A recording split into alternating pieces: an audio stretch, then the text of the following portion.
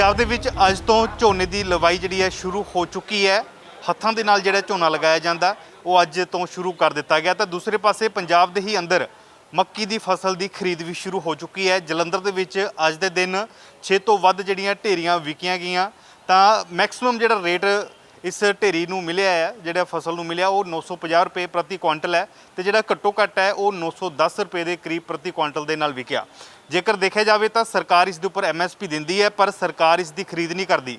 पिछले साल 1850 रुपये दी सी, तो इस बार जो अगला सीजन आना 2021-2022 का उसके लिए 1870 रुपये MSP नियुक्त कर दी है, पर खरीद का इसका प्रबंध कोई नहीं है। इस करके आड़ती अपने बेस के उपर खरीद करते हैं। तो अज की जी बोली लगी है सब तो वध लगी है। तो साडे नाल जलंधर इस दाणा मंडी के आड़ती आ जो करते हैं, इतने आड़त करते हैं, उन्होंने गलबात भी करते हैं, मुश्किल भी जानांगे कि इस सीजन का या फिर जो सरकारी सीजन होंगे उस की डिफरेंस होंगे है।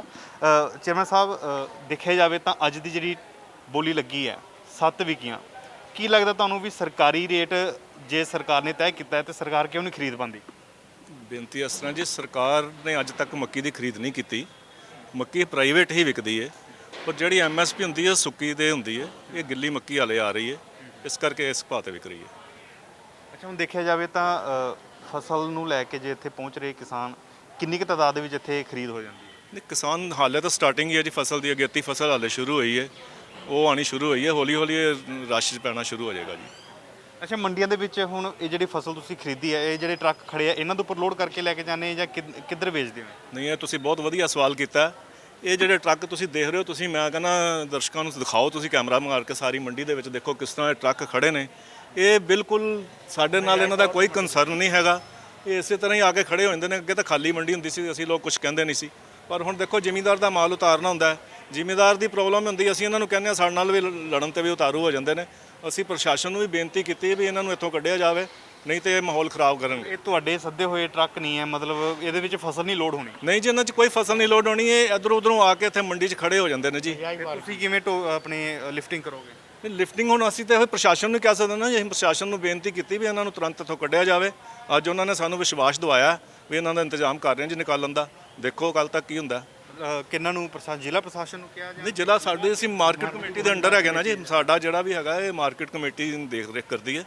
ਅਸੀਂ ਉਹਨਾਂ ਨੂੰ ਹੀ ਰਿਕੁਐਸਟ ਪਾਈ ਹੈ ਤੇ ਉਹਨਾਂ ਨੇ ਅੱਜ ਸਾਨੂੰ ਵਿਸ਼ਵਾਸ ਦਿਵਾਇਆ ਕਿ ਅਸੀਂ ਇਹਨਾਂ ਨੂੰ ਕੱਲ੍ਹ ਜੇਕਰ ਮੰਡੀ ਬੋਰਡ ਐਕਟ ਦਿਖੇ ਤਾਂ ਉਸ ਦੇ ਮੁਤਾਬਕ ਕੋਈ ਪ੍ਰਾਈਵੇਟ ਜਾਂ ਫਿਰ ਜਿਸ ਨੂੰ ਮੰਡੀ ਦੇ ਵਿੱਚ ਨਹੀਂ ਕੰਮ ਹੈਗਾ ਜਾਂ ਆੜਤੀ ਨੇ ਨਹੀਂ ਬੁਲਾਇਆ ਜਾਂ ਸਰਕਾਰ ਨੇ ਨਹੀਂ ਬੁਲਾਇਆ, ਏਜੰਸੀ ਕਿਸੇ ਨੇ ਨਹੀਂ ਬੁਲਾਇਆ, ਉਹ ਆਪਣੀ ਗੱਡੀ ਖੜੀ ਕਰ ਸਕਦਾ? ਨਹੀਂ, ਇਸ ਤਰ੍ਹਾਂ ਨਹੀਂ ਕਰ ਸਕਦਾ ਜੀ। ਕੋਈ ਵੀ ਮੰਡੀ ਦੇ ਵਿੱਚ ਸਿਰਫ ਮੰਡੀ ਨਾਲ ਸੰਬੰਧਿਤ ਕਾਰੋਬਾਰੀ ਹੋ ਸਕਦਾ, ਪਰ ਮੰਡੀਆਂ ਖਾਲੀ ਹੁੰਦੀਆਂ ਤੇ ਉਸ ਟਾਈਮ ਅਸੀਂ ਵੀ ਵੇਚ ਲਿਆਉਂਦੇ ਹਾਂ, ਇਸ ਤਰ੍ਹਾਂ ਲੋਕ ਖੜੇ ਕਰਕੇ ਚਲੇ ਜਾਂਦੇ ਜੀ।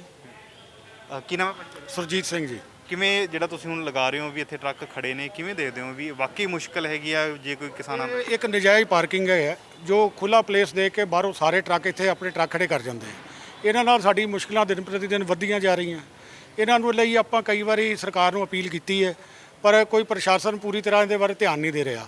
ਇਹ ਨਜਾਇਜ਼ ਜਿਹੜੀ ਟਰਾਂਸਪੋਰਟ ਇੱਥੇ ਬਣ ਰਹੀ ਹੈ, ਇੱਕ ਆਉਣ ਵਾਲੇ ਭਵਿੱਖ ਲਈ ਇੱਕ ਟਰਾਂਸਪੋਰਟ ਨਗਰ ਹੀ ਬਣ ਜਾਏਗਾ, ਜਦ ਕਿ ਸਰਕਾਰ ਨੇ ਟਰਾਂਸਪੋਰਟ ਨਗਰ ਬਾਹਰ ਮੁਹੱਈਆ ਕਰਾਇਆ, ਲੇਕਿਨ ਇੱਥੇ ਕੋਈ ਧਿਆਨ ਹੀ ਨਹੀਂ ਦੇ ਰਿਹਾ ਇਸ ਚੀਜ਼ ਨੂੰ। ਅਸੀਂ ਦਿਨ ਬ ਦਿਨ ਇਸ ਪਰੇਸ਼ਾਨੀ ਨੂੰ ਵੱਧਦਾ ਦੇਖਦੇ ਪਏ ਹਾਂ ਅਤੇ ਸਾਡੇ ਬਾਰ-ਬਾਰ ਸਰਕਾਰ ਅੱਗੇ ਮਿੰਨਤਾਂ ਤਰਲੇ ਕਰਨ ਦਾ ਕੋਈ ਅਸਰ ਨਹੀਂ ਸਰਕਾਰ ਕੋਲ ਹੈਗਾ। ਅੱਛਾ ਪ੍ਰਧਾਨ ਜੀ, ਜੇਕਰ ਦੇਖਿਆ ਜਾਵੇ ਤਾਂ ਫਿਰ ਇਹ ਟਰੱਕ ਜਿਹੜੇ ਵੱਖਰੇ ਵੱਖਰੇ ਯੂਨੀਅਨ ਬਣੀਆਂ ਹੋਈਆਂ ਜਾਂ ਸਟੈਂਡ ਬਣੇ ਹੋਏ ਜਾਂ ਨਗਰ ਬਣੇ ਹੋਏ ਟਰਾਂਸਪੋਰਟ ਨਗਰ ਹੈਗੇ, ਉੱਥੇ ਨਹੀਂ ਖੜੇ ਕਰਦੇ? ਫਿਰ ਇੱਥੇ ਜਗ੍ਹਾ ਖਾਲੀ ਦੇਖ ਕੇ ਉਹ ਆ ਜਾਂਦੇ ਆ, ਜਦ ਕਿ ਇੱਥੇ ਖੜੇ ਕਰਨ ਦੀ ਕੋਈ ਪ੍ਰੋਵੀਜ਼ਨ ਨਹੀਂ ਹੈਗੀ, ਨਾ ਹੀ ਖੜਾ ਕਰ ਸਕਦੇ ਆ। ਸਿਰਫ ਇਹ ਪਤਾ ਨਹੀਂ ਪ੍ਰਸ਼ਾਸਨ ਨੇ ਕੀ ਕੀਤਾ, ਮਾਰਕੀਟ ਕਮੇਟੀ ਨੇ ਕੀ ਕੀਤਾ ਕਿ ਉਹ ਫੀਸ ਜੀ ਲਾਈ ਹੈ ਇੱਥੇ। ਜਿਹੜੇ ਟਰੱਕ ਨੂੰ ਕਹਦੇ ਉਹ ਕਹਿੰਦਾ ਜੀ ਮੈਂ 155 ਰੁਪਏ ਦੇ ਕੇ ਆਇਆ, ਤਾਂ 12 ਘੰਟੇ ਮੈਨੂੰ ਪਹੁੰਚ ਹੀ ਨਹੀਂ ਸਕਦੇ ਤੁਸੀਂ। ਉਹ ਜਾਂ ਤਾਂ ਉਹ ਬੰਦ ਕਰਨ ਜਾਂ ਇਹਨਾਂ ਨੂੰ ਵਾਪਸ ਭੇਜਣ, ਕਿਧਰੇ ਵੀ ਭੇਜਣ। ਕਿ ਮੈਂ ਜਦੋਂ ਮੰਡੀ ਦੇ ਵਿੱਚ ਐਂਟਰ ਹੋਇਆ ਮੈਨੂੰ ਲੱਗਾ ਵੀ ਟਰੱਕ ਖੜਿਆ, ਸ਼ਾਇਦ ਫਸਲ ਜ਼ਿਆਦਾ ਆ ਰਹੀ ਹੈ ਮੱਕੀ। ਫਸਲ ਵਾਸਤੇ ਨਹੀਂ ਹੈ ਇਹ ਤਾਂ ਬਾਹਰਲਾ ਆਪਣਾ ਮਾਲ ਲੋਡ ਕੀਤਾ ਇਹਨਾਂ ਨੇ, ਪਤਾ ਨਹੀਂ ਕਿੱਥੋਂ ਕਿੱਥੋਂ ਕਰਕੇ ਲਿਆਏ, ਇੱਥੇ ਲਿਆ ਖੜਾ ਕਰਤਾ ਟਰੱਕ। ਕਿਉਂਕਿ ਦੁਆਬੇ 'ਚ ਵੀ ਜ਼ਿਆਦਾ ਮੱਕੀ ਵਿਕਦੀ ਲਗਾਈ ਜਾਂਦੀ ਹੈ, ਤੇ ਮੈਨੂੰ ਲੱਗਾ ਵੀ ਸ਼ਾਇਦ ਮੱਕੀ ਜ਼ਿਆਦਾ ਜਲੰਧਰ ਵਿੱਚ ਆ ਗਈ ਹੈ ਤਾਂ ਕਰਕੇ ਟਰੱਕ। ਨਹੀਂ ਟਰੱਕਾਂ ਇਹਨਾਂ ਨਾਲ ਕੋਈ ਕੰਸਰਨ ਹੀ ਨਹੀਂ ਸਾਡਾ। ਅਸੀਂ ਤਾਂ ਯੂਨੀਅਨ 'ਚੋਂ ਬਾਹਰੋਂ ਮੰਗਵਾਉਂਦੇ ਹਾਂ ਟਰੱਕ ਯੂਨੀਅਨ। ਕੀ ਨਾਮ ਹੈ ਭਾਜੀ? ਮੇਰਾ ਨਾਮ ਰਵਿੰਦਰਪਾਲ ਸਿੰਘ। ਕੀ ਕਹਿ ਰਹੇ ਹੋ? ਮੈਂ ਕਹਿਣਾ ਜੀ ਇੱਥੇ ਆੜ੍ਹ ਦੀ ਘਾਟ ਹੈ ਤੇ ਟਰਾਂਸਪੋਰਟ ਜ਼ਿਆਦਾ ਹੋ ਗਿਆ ਮੰਡੀ ਦੇ ਅੰਦਰ? ਹਾਂਜੀ, ਮੰਡੀ ਦੇ ਅੰਦਰ ਹੀ ਇਹ ਟਰਾਂਸਪੋਰਟ ਨਗਰ ਬਣ ਗਏ ਤੇ ਜੋ ਨਸ਼ੇ ਦਾ ਇੱਥੇ ਡਰਾਈਵਰ ਇੱਥੇ ਨਸ਼ਾ ਪੱਤਾ ਕਰਕੇ ਤੇ ਜਦੋਂ ਕਿਸੇ ਨੂੰ ਕਹੋ ਤੇ ਲੜਨ ਨੂੰ ਪੈਂਦੇ। ਅੱਛਾ, ਫਿਰ ਇਹਦੀ ਸਿਰਫ ਜਿਹੜੀ ਪਰਚੀ ਐਂਟਰੀ ਦੀ ਪਰਚੀ ਉਸ ਬੇਸ ਦੇ ਉੱਪਰ ਖੜੇ ਹੁੰਦੇ ਜਾਂ ਫਿਰ ਕੋਈ ਅਲੱਗ ਤੋਂ ਵੀ ਕਿਰਾਇਆ ਲਿਆ ਜਾਂਦਾ? 12 ਘੰਟੇ ਦੀ ਹੈਗੀ, ਇਹਦਾ 4-4 ਦਿਨ ਆਪਣੇ ਲੋਕ ਲਾ ਕੇ ਤੇ ਆਪਣੇ ਘਰਾਂ ਨੂੰ ਤੁਰ ਜਾਂਦੇ ਇੱਥੇ। ਇਹ ਪਾਰਕਿੰਗ ਫੀਸ ਨਹੀਂ ਹੈ, ਇਹ ਸਟੈਂਡਿੰਗ ਫੀਸ ਲੈਂਦੇ ਆ ਵੀ ਇੱਥੇ 120 ਰੁਪਏ ਜਾਂ 150 ਰੁਪਏ ਦੇ ਦਿਓ, ਚਾਹੇ ਮਹੀਨਾ ਗੱਡੀ ਖੜੀ ਰਹੋ, ਕਿਸੇ ਨੇ ਨਹੀਂ ਪੁੱਛਣਾ। ਮਾਰਕ ਕਮੇਟੀ ਕੀ ਕਹਿ ਰਹੀ ਹੈ? ਕੋਈ ਨਹੀਂ ਐਕਸ਼ਨ ਲੈਂਦੇ। ਕੀ ਹੁਣ ਜੇਕਰ ਨਹੀਂ ਕੋਈ ਕਾਰਵਾਈ ਹੁੰਦੀ ਫੇਰ? ਕਿਉਂਕਿ ਅੱਗੇ ਤੇ ਫਸਲ ਹੁਣ ਸ਼ੁਰੂਆਤ ਹੋਈ ਹੈ। 15 ਸਾਲ ਤਾਂ ਹੋ ਗਏ ਜੀ, ਕਹਿੰਦੇ ਕਾਰਵਾਈ ਪਤਾ ਨਹੀਂ ਕਦੋਂ ਹੋਣੀ ਹੈ। ਹੁਣ ਤਾਂ ਬਾਹਰ ਮੁੱਕ ਗਏ ਉਦੋਂ ਕਾਰਵਾਈ ਬਾਅਦ ਚ। ਫਸਲ ਦੀ ਹੁਣ ਸ਼ੁਰੂਆਤ ਹੈ ਤੇ ਅੱਗੇ ਤੋਂ ਅੱਗੇ ਜਿਵੇਂ ਜਿਵੇਂ ਐਕਸੀਡੈਂਟ ਹੋ ਜਾਂਦੇ ਆ। ਤੁਸੀਂ ਆ ਪਿਛਲੇ ਪਾਸੇ ਸ਼ੈੱਡ ਦੇਖੋ, ਨਵਾਂ ਬਣਿਆ, ਉਹਦਾ ਤਹਿਸ ਨਹਿਸ ਕਰ ਦਿੱਤੀ ਹੈ ਉਹਨਾਂ ਨੇ। 2.5 ਕਰੋੜ ਰੁਪਇਆ ਲੱਗਾ ਸ਼ੈੱਡਾਂ ਦੇ, ਤੇ ਉਹ ਕੋਈ ਨਾ ਮਾਰਕੀਟ ਕਮੇਟੀ ਵਾਲੇ ਧਿਆਨ ਦਿੰਦੇ ਆ, ਬਸ ਉਹ ਚੱਕ ਕੇ ਉਹਦਾ ਬੇੜਾ ਗਰਕ ਕਰਤਾ ਇਹਨਾਂ ਟਰੱਕਾਂ ਨੇ ਮਾਰ ਮਾਰ ਕੇ ਸ਼ੈੱਡਾਂ ਦਾ। ਇੱਕ ਵਾਰ ਬਿਲਕੁਲ ਅਸੀਂ ਤੁਹਾਨੂੰ ਤਸਵੀਰਾਂ ਵੀ ਦਿਖਾਉਂਦੇ ਆ ਵੀ ਜਿਹੜੇ ਟਰੱਕਾਂ ਦੀ ਗੱਲ ਹੋ ਰਹੀ ਹੈ, ਅਜਿਹੇ ਟਰੱਕ ਜਿਹੜੇ ਆ ਪੂਰੀ ਮੰਡੀ ਦੇ ਵਿੱਚ ਖੜੇ ਨੇ ਤੇ ਇਹ ਜਿਵੇਂ ਆੜਤੀ ਇਲਜ਼ਾਮ ਲਗਾ ਰਹੇ ਨੇ ਕਿ ਇਹ ਨਾਜਾਇਜ਼ ਪਾਰਕਿੰਗ ਹੈ, ਇਸ ਦੇ ਵਿੱਚ ਕੋਈ ਇਹਨਾਂ ਦਾ ਕਿਸਾਨ ਜਾਂ ਫਿਰ ਆੜਤ ਦੇ ਨਾਲ ਕੋਈ ਸੰਬੰਧ ਨਹੀਂ ਹੈ, ਸਿਰਫ ਆਪਣਾ ਟਰਾਂਸਪੋਰਟ ਕਰਨ ਦੇ ਲਈ ਹੀ ਜਿਹੜਾ ਆਪਣਾ ਕੋਈ ਬਿਜ਼ਨਸ ਤੋਰਨ ਦੇ ਲਈ ਹੀ ਇੱਥੇ ਖੜੇ ਕੀਤੇ ਜਾਂਦੇ ਨੇ। ਪਰਚੀ ਲੱਗਦੀ ਹੈ 150 ਰੁਪਏ ਦੇ ਕਰੀਬ ਪਰਚੀ ਹੈ, 12 ਘੰਟੇ ਹੁੰਦੀ, ਪਰ ਇਹ ਲਗਾਤਾਰ ਇੱਥੇ ਖੜੇ ਰੱਖਦੇ ਨੇ।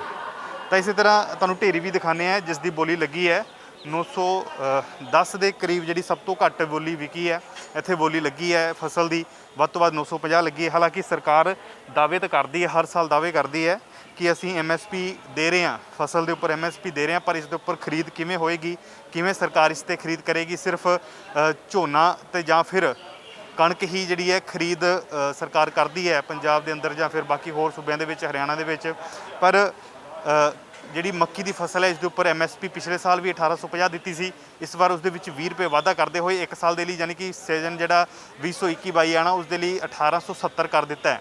1870 ਰੁਪਏ MSP ਦਾ ਪ੍ਰਤੀ ਕੁਇੰਟਲ ਰੇਟ ਹੈ, ਪਰ ਅੱਜ ਤੁਸੀਂ ਦੇਖ ਸਕਦੇ ਹੋ ਕਿ 950 ਰੁਪਏ ਦੇ ਵਿੱਚ ਵੱਧ ਤੋਂ ਵੱਧ ਰੇਟ ਲੱਗਿਆ ਔਰ ਘੱਟੋ ਘੱਟ 910 ਰੁਪਏ ਐਵਰੇਜ ਕੱਢੀ ਜਾਵੇ ਤਾਂ 900 ਰੁਪਇਆ ਪ੍ਰਤੀ ਕੁਇੰਟਲ ਦੇ ਹਿਸਾਬ ਦੇ ਨਾਲ ਵਿਕ ਰਹੀ ਹੈ ਜਲੰਧਰ ਦੇ ਵਿੱਚ ਮੱਕੀ। ਤਾਂ ਇਸ ਦੇ ਨਾਲ ਕਿਸਾਨ ਵੀ ਕੀ ਜਿਹੜਾ ਹੈ ਉਸ ਦੇ ਲਈ ਮੁਸ਼ਕਲਾਂ ਵਧਣ ਗਈਆਂ, ਕਿਉਂਕਿ ਲਗਾਤਾਰ ਜਿਹੜੇ ਇਸ ਨੂੰ ਪੈਦਾ ਕਰਨ ਦੇ ਲਈ, ਇਸ ਨੂੰ ਸਾਂਭ ਸੰਭਾਲ ਦੇ ਲਈ ਜੋ ਵੀ ਕਿਸਾਨ ਦੇ ਖਰਚੇ ਹੁੰਦੇ ਨੇ, ਉਹ ਇਸ ਦੇ ਉੱਪਰ ਲਾਗਤ ਜਿਹੜੀ ਵੱਧ ਹੁੰਦੀ ਹੈ, ਪਰ ਮੁੱਲ ਉਹਨੂੰ ਨਹੀਂ ਮਿਲ ਪਾਉਂਦਾ। ਪਿਛਲੇ ਸਾਲ ਵੀ ਹੁਸ਼ਿਆਰਪੁਰ ਦੇ ਵਿੱਚ ਕੇਸ ਮਿਲੇ ਸੀ ਕਿ 600 ਰੁਪਏ ਦੇ ਪ੍ਰਤੀ ਕੁਇੰਟਲ ਦੇ ਹਿਸਾਬ ਨਾਲ ਮੱਕੀ ਖਰੀਦੀ ਗਈ ਸੀ, ਜਿਸ ਦਾ ਕਾਫੀ ਵਿਰੋਧ ਹੋਇਆ ਸੀ। ਵਿਰੋਧੀ ਪਾਰਟੀਆਂ ਵੱਲੋਂ ਪੰਜਾਬ ਸਰਕਾਰ ਦੇ ਖਿਲਾਫਤ ਜਿਹੜੇ ਹੈ ਕਾਫੀ ਮੋਰਚੇ ਵੀ ਖੋਲ੍ਹੇ ਗਏ ਸਨ, ਪਰ ਹੁਣ ਅੱਜ ਦੀ ਸਥਿਤੀ ਹੈ ਕਿ 600 ਤਾਂ ਨਹੀਂ ਵਿਕ ਰਹੀ, ਪਰ 900 ਨੂੰ ਉੱਪਰ ਕਰ ਚੁੱਕੀ ਹੈ। ਹਾਲਾਂਕਿ MSP ਜੋ ਸਰਕਾਰ ਨੇ ਤੈਅ ਕੀਤਾ ਹੈ ਉਸ ਮੁਤਾਬਕ ਤਾਂ ਨਹੀਂ ਪਹੁੰਚਿਆ ਰੇਟ, ਪਰ ਫਿਰ ਵੀ ਕਿਸਾਨਾਂ ਦੇ ਲਈ ਇਹ ਮੁਸ਼ਕਿਲ ਹੈ। ਤੇ ਦੇਖਦੇ ਹਾਂ ਵੀ ਹੁਣ ਆੜਤੀ ਵੀ ਇਲਜ਼ਾਮ ਲਗਾ ਰਹੇ ਨੇ, ਅਲੱਗ-ਅਲੱਗ ਤਰ੍ਹਾਂ ਦੇ ਮੁਸ਼ਕਲਾਂ ਕਈ ਨੇ। ਕੈਮਰਾ ਪਰਸਨ ਸਾਗਰ ਦੇ ਨਾਲ ਰਾਹੁਲ ਕਾਲਾ, ਜਗਬਾਣੀ TV ਜਲੰਧਰ।